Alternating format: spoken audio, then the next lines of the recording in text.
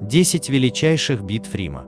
Рим, как в годы республики, так и в период империи, располагал могучими военными силами, которые участвовали в сотнях столкновений с конкурирующими державами. Многие из этих сражений носили масштабный характер и привели к гибели десятков тысяч человек. Они также привели к большим территориальным завоеваниям для растущей империи, а иногда и к унизительным поражениям. Рим не всегда был победителем, но его армия профессиональных солдат была легендарной во всем древнем мире. Вот 10 величайших сражений в римскую эпоху. 1.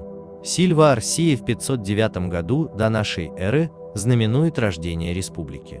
Свергнутый царь Люций Тарквиний вступил в схватку с этрусскими врагами Рима, чтобы попытаться захватить его трон. Люций Юний Брут, основатель республики, был убит, однако Рим устоял и с тех пор никогда не сдавал своих позиций. 2. Битва при Гераклее в 280 году до нашей эры была первой из побед короля Эпира Пира над Римом. Царь Пир возглавил альянс греков, встревоженный экспансией Рима в Южную Италию. В военно-историческом плане битва важна как первая встреча римского легиона и македонской фаланги.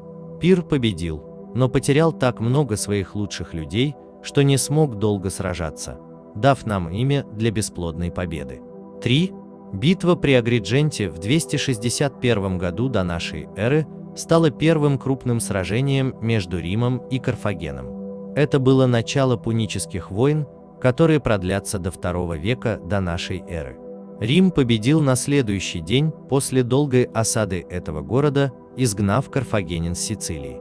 Это была первая победа римлян у материка и первое поражение Карфагена. 4.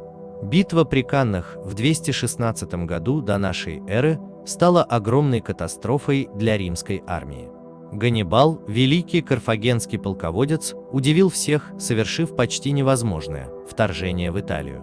Его блестящая тактика уничтожила римскую армию из почти 90 тысяч человек. Однако Ганнибал не мог извлечь выгоду из своей победы, напав на Рим. Он медлил с ударом в сердце, а масштабные военные реформы, вызванные военной катастрофой, быстро укрепили Рим, и волна пошла в обратную сторону. 5. Битва при Карфагене около 149 года до нашей эры. Рим окончательно победил своих карфагенских соперников. Гай Марий размышляет среди руин Карфагена. Двухлетняя осада закончилась разрушением города и рабством или смертью для большинства его жителей. Римский полководец Сципион считается одним из великих военных гениев античного мира. Карфаген был разрушен, но говорят, что он плакал от потерь, которые его силы понесли в Северной Африке. 6.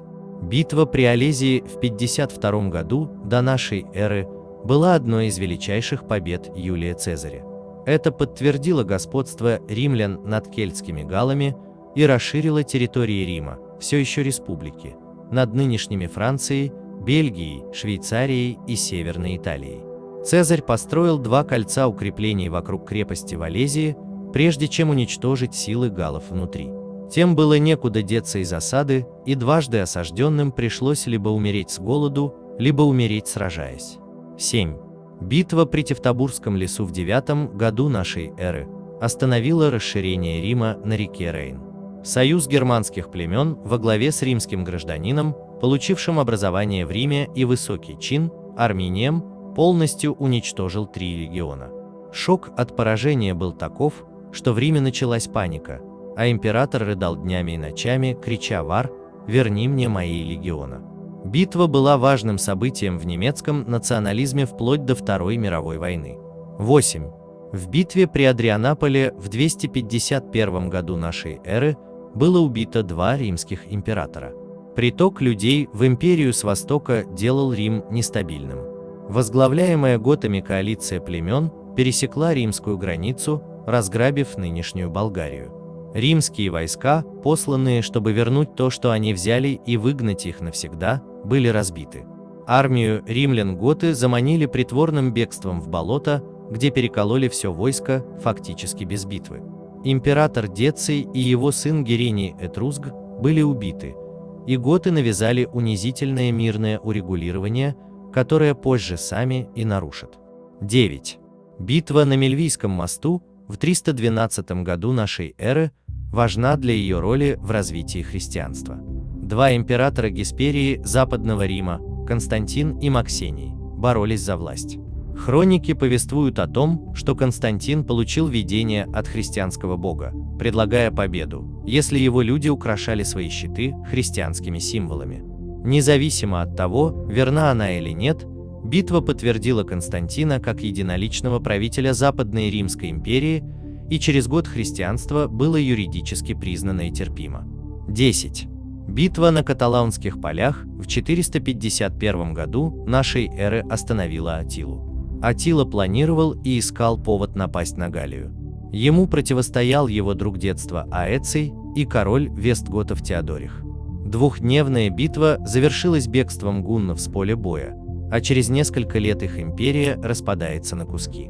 Некоторые историки считают, что битва имела эпохальное значение, определив западную христианскую цивилизацию в Европе на протяжении веков. Если вам понравилось видео, ставьте лайк и подписывайтесь на канал.